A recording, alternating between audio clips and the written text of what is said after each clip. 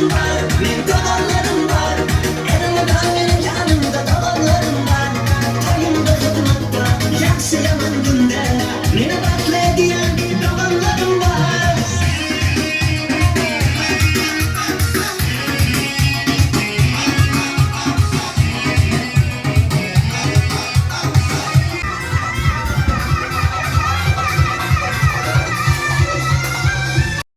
Assalomu alaykum barchaga, Alisher Usta kanali obunachilarga.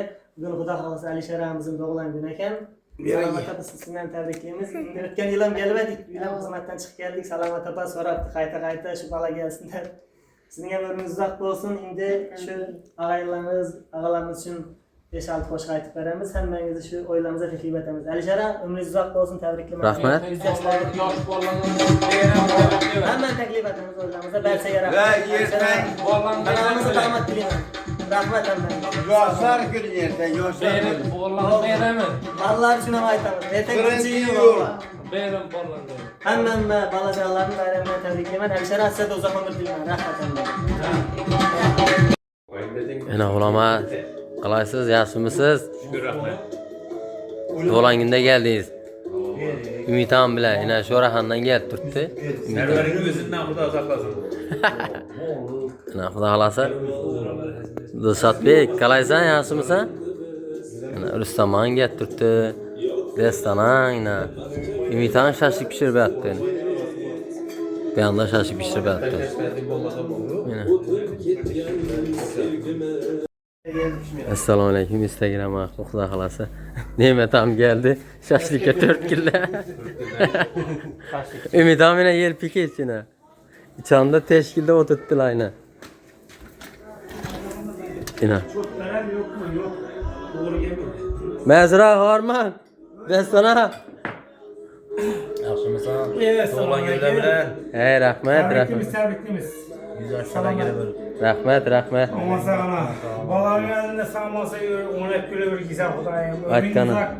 Aytkanız yesin. Bize sağlaması 10 kilo bir. Siz bize ayırmasın. Aytkanız yesin. Az düzemiz yine. Ava ertek yani temelgimiz telefonlaşıp böyle güçlük. Yaş. Aç burayı az gelemeyin. Şaşlık et gelin. Yine aç.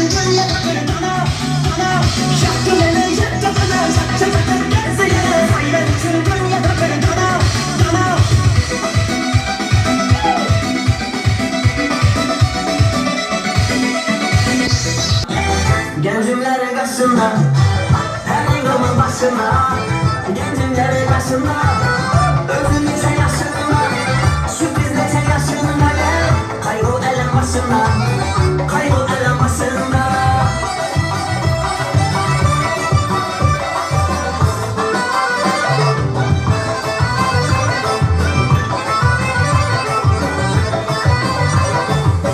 Su geledi başından, Begemanın taşından. Su geledi başından, Begemanın taşından. Erkeğinin aylansın, alacanın aylansın. Gözgünün içinden, gözlerinin içinden.